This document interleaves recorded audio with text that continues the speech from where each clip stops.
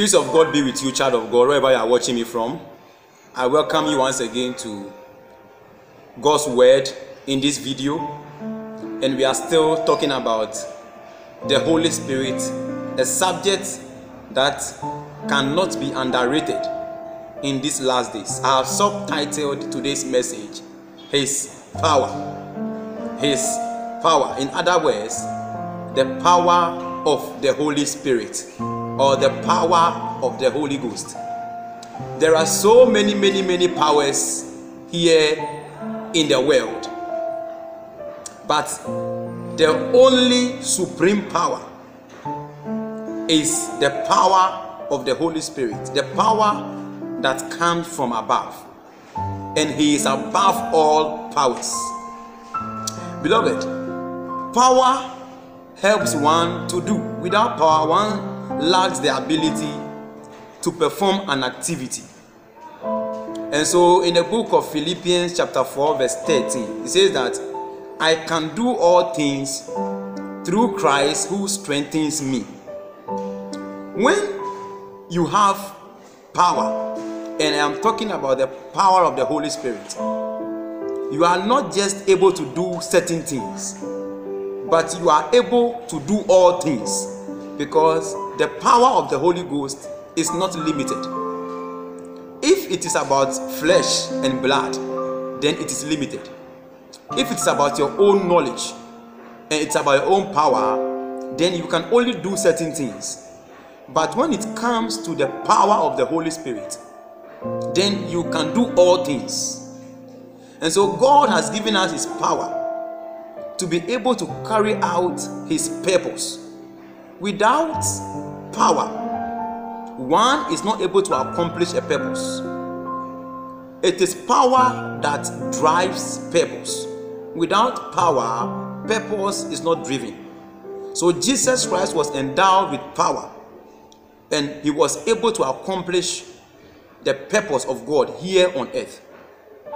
Jesus is ascended to heaven and has left His power with us, so that we can be able to continue with the missions until He returns again for the second time. And so in the book of Acts chapter 1 verse 8, there is a clear reason, or a basic reason, why the power of the Holy Spirit is made available to the believer. He says that, but ye shall receive power after that the Holy Ghost is come upon you, which means that none have power until the Holy Spirit visits. It means that flesh and blood is limited until the power of the Holy Ghost comes into action. Now, when the Holy Ghost comes with power, it must be used for a purpose. And so He says that, and ye shall be witnesses unto me, both in Jerusalem and in all Judea and in Samaria and unto the uttermost part of the earth. When power comes to the believer is driven into proclaiming Christ. The believer now gets the power or the ability to preach the word of God, to talk about Jesus, and to stand in the gap in an attempt to fulfilling the purpose, the will of God, if you like, here on earth.